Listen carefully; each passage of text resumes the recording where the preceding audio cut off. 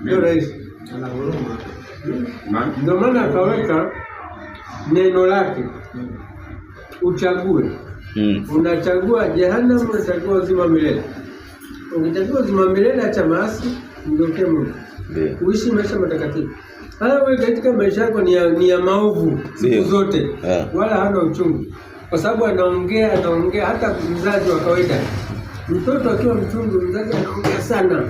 Anamonya asikii. Matokeo yake anamwachilia anaondoka. Kafanya unafanya. Ndio.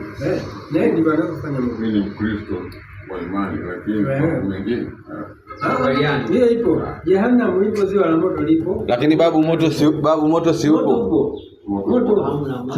Babu moto wako lile ziwa limeandikwa kwa ajili ya shetani. Moto haupo brother. Basi itakuwa sasa watu wanaendelea na maovu, hawataikubali kweli. Mungu mimi anichome milele na milele. Tumekosea nini babangu? Huyo baba ambaye hasamehi baba gani? Kitu milele na milele zikakaa kwenye kipsati cha Yesu na kwa adhibu kidogo au sana. Hukumu ipo hapo. Mungu ana kila kitu. Ndio. Ana serikali na ndiye mwanzilishi wa serikali. Muulize wametaka nifike sehemu nyingine. Malaika wanamsujudia. Ndio. Lakini babu, kama mwanzilishi wa serikali na ufalme babu, lakini kama hivi vitu vimeandikwa kwenye vitabu na watu wamevisoma, si vipo? Kama unaamini Biblia kuanzia mwanzo mpaka Ufunuo. Kama tuulize swali. Amani. Hivi jina Omar ni jina la Kiislamu kwa? Nani? Omar. Hilo kwa kidini la Kiislamu, hilo ni la Kiislamu kwa upande wa kidini wanaposema. Kwamba Omari, Yusufu, Suleimani. Majina tumekopi moja kwa moja kutoka kule. Kutoka dini zifani. Bado Suleimani, hizi ni Solomon.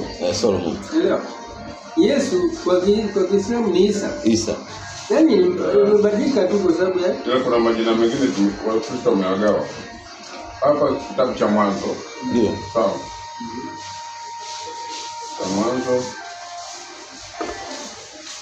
ni chapter 36. Ndio. Chapter 36. Aya ya 11 inasema hivi. Na wana wa Elifaz ni watoto wake Teman na Omari. Teman na Omari. Na Sefo na Gatamu.